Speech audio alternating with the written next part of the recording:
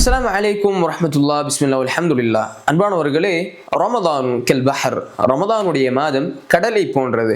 ஒரு சிலர் அந்த கடலை தூரத்திலிருந்து பார்த்து சந்தோஷப்படுவார்கள். இன்னும் சிலர் கடலின் பக்கம் சென்று காலை மட்டும் நினைத்துவிட்டு சந்தோஷப்படுவார்கள். இன்னும் சிலர் சாதாரணமாக அதில் பிரயாணம் செய்து கொண்டு செல்வார்கள்.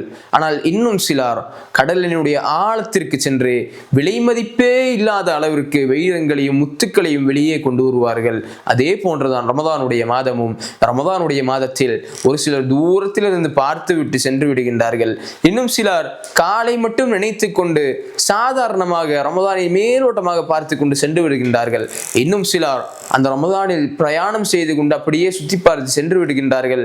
ஆனால் இன்னும் சிலர் ரமதானுடைய ஆழத்திற்கு இறங்கி அதிக அமல்களை செய்து அதிக குர்ஆன் ஓதி தான தர்மங்கள் செய்து பல நன்மைகளை அடித்து கொண்டு விலை மதிப்பில்லாத நன்மைகளை எடுத்துக்கொண்டு செல்கின்றார்கள். அன்பானவர்களே, இந்த கூட்டத்தில் தான் நாம் இருக்க வேண்டும். அல்லாஹ் அருள் செய்வானாக. அஸ்ஸலாமு அலைக்கும் வரஹ்மத்துல்லாஹ்.